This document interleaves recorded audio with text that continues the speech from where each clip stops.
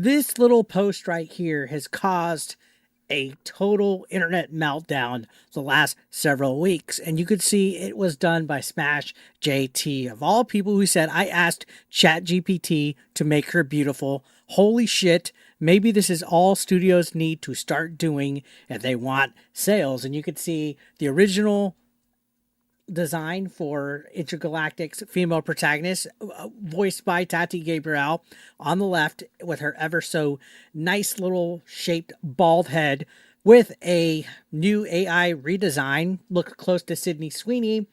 This triggered the internet. It broke them immensely, guys. And of course, it's because Smash JT's behind it. And the typical players came out, started showing their derangement, started making their little tweets about him and his wife and everything. But I want to ask, why are AI images breaking the internet, guys? It's not leaks, it's not trailers, it's not announcements, it's AI redesigns of characters. Some that I would say are a little bit more masculine because of certain things in the gaming industry. They want to protect their narrative. You can't have too hot or attractive of a female. Nope, we can't have that. The Gooners must not get what they want, guys. Somehow these quick 30-second AI glow-ups are triggering bigger meltdowns than half the drama in gaming this year. As JT posted this AI redesign of Tati Gabrielle's character, the timeline instantly erupted. I remember seeing this and I said, oh shit, here we go again. Like GTA San Andreas, guys. For the record, Tati Gabrielle, I would say she kind of dresses nice. She's unique, expressive, and very feminine. She dolls up, but for whatever reason, the design of character that Naughty Dog chose for her is intentionally styled to appear harsh, hyper masculine, clearly a creative choice. And whether you love or hate that decision, here's the point. Gamers reacting to design choices, and the wokies don't want to hear this, so I'm going to go ahead and go full. When you see people reacting to a design choice for a character, and they're saying, oh, they're ugly. Oh, they have DEI chin. Oh, they have weird hair. Oh, they don't look anything like the person. Guess what?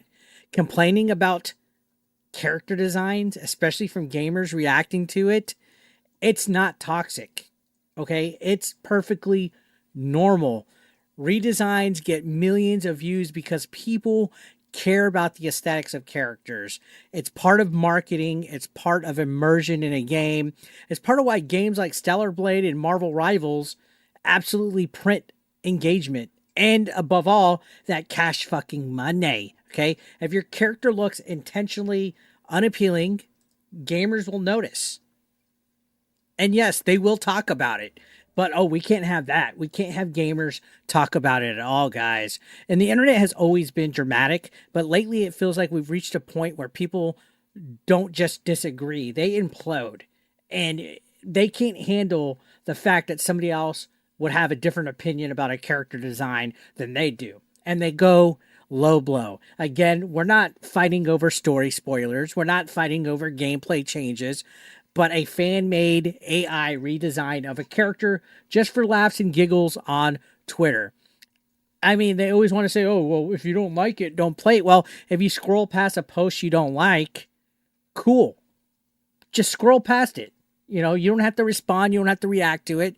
But some people, they saw this AI image and they treated it like a personal attack on their identity, their politics, their taste, and apparently their soul. And the funniest part, AI isn't replacing anyone here. It's not even competing. It's not rewriting narratives, guys. It's literally just showing an alternate design here. And somehow that alone sets off alarms. I think a lot of it is, for whatever reason, those people also really hate AI, especially with Elon Musk involved. But here's the part that people are missing, guys. This isn't even about the AI image itself. This is about a growing divide in entertainment and what creators think audiences want versus what audience actually respond to. They think you want this, guys. They think you want Tati Gabrielle to be this bald, hyper-masculine character. And you can see again in the comments, Hansa says, you need to find yourself a girl mate. And Smash has been absolutely felting people by showing the account location. This is in Turkey. Okay, get out of here, you cuck.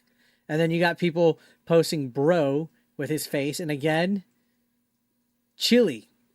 Somebody else that's not even from the United States.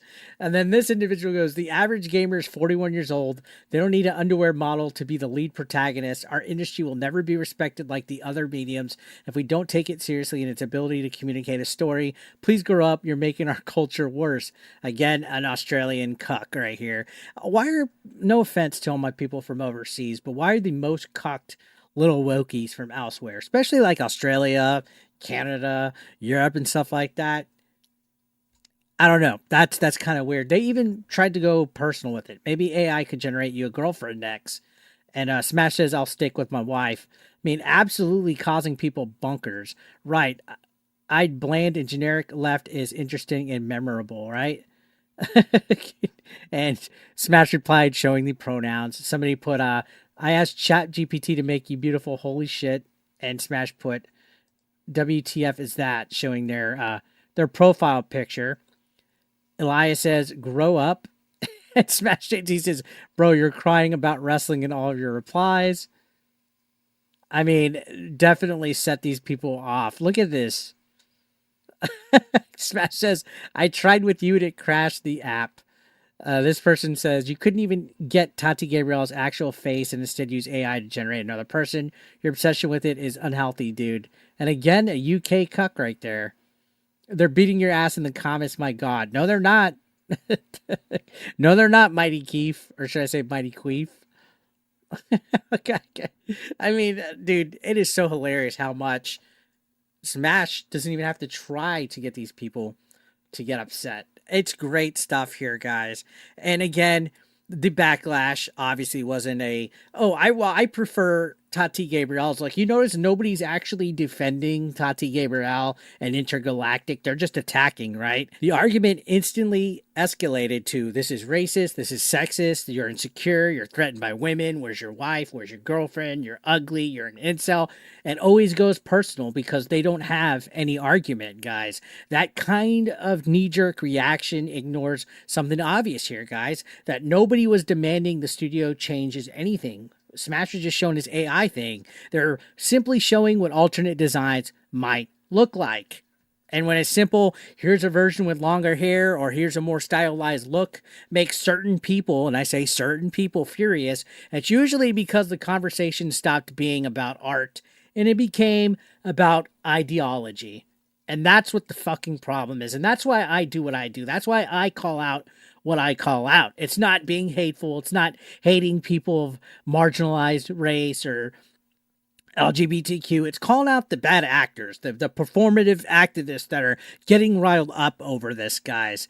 There's also a weird insecurity factor at play here. Some people genuinely hate seeing attractive characters in media because they project themselves onto those characters. That's why they get butthurt when you see things like Sydney Sweeney and these people just lose their mind at her because she's attractive and she's getting popularized and people want her to be casted. You even see it with the Legend of Zelda live action movie. They're upset that that one individual wasn't even casted. Or what the hell was her name? Hunter Schafer? If a character's too perfect, these people get offended. Does that make sense? If a character's too rugged or stylized, they get offended. Where's the logic in this? If a character's too sexy, somehow that's political, guys. If a character isn't sexy enough, that's also political. It's exhausting. Make up a mind. Make up your mind. Pick a fucking lane, guys. And then he also continued on with some more redesigns, and it was great. So now we have Doom the Dark Ages, Tyra, and the argument's hilarious here, guys. People are like, oh, she wouldn't have long hair. She wouldn't have makeup in this universe. Right, guys, because the thing that breaks your immersion in a world full of demons, hell priests, cosmic entities, literal dimensional warfare is an attractive woman. That's where you stop it. Right? That breaks the immersion of Doom the Dark Ages for you. This whole realism argument collapses instantly because it's not about realism at all, guys. It's about control over what's allowed to be considered beautiful. They literally hate that. I don't know why. It's so weird. It's almost borderline autistic at this point. Smash continued with more characters because he knows he has them hook, line, and sinker, guys. This is great. Bravo on the trolling and the engagement farming. He chose Abby from The Last of Us Part 2, who is a very controversial character in gaming. But yeah, they got the AI treatment, and the same cycle repeated here, guys. He posts the redesign, the internet melts. People pretend it's about realism or lore accuracy, while others are arguing that's about anti woke propaganda. Meanwhile, people are just like, oh, cool, she looks hot. These meltdowns reveal something important here, that the people screaming the loudest are not defending art. They're defending their worldview, guys. Because if a quick AI image can generate more positive attention than the original character design, that means the audience isn't aligned with the message studios are trying to push. And that terrifies some people. That terrifies the performative activist. They have to be offended. They have to find something to be upset about, guys. That's how they operate. And he just continued. We got, Ghost of Yote right here saying maybe studios need to start doing this if they want sales and avoid layoffs. Gamers want characters that look appealing, guys. They want characters that fit the tone, make sense in whatever world of the game they're playing. Games that have interesting characters always do well. But for whatever reason, they want these neutral, bland, almost borderline NPC character designs that are barely marketable, and they're just not what gamers resonate with, guys. They want the characters to look like someone that you would want to see in a game trailer. Okay.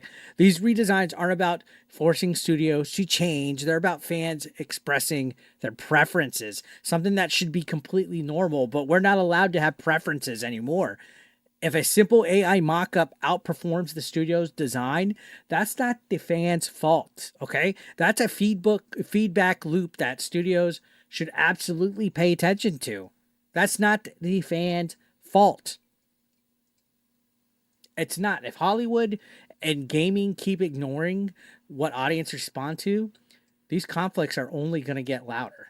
We're going to start seeing more AI art out there, guys. And we got Lara Croft right here. Lara Croft from Tomb Raider. And Smash also says 3 months of layoffs in the past 2 years, 4 in the past 5 years so far, from one of the once most popular gaming franchises in gaming history, TikTok Crystal Dynamics, Tomb Raider's a walking wokey corpse of Lara Croft. Yeah, he's absolutely right. What have they done to my boy? Or should I say girl in this instance?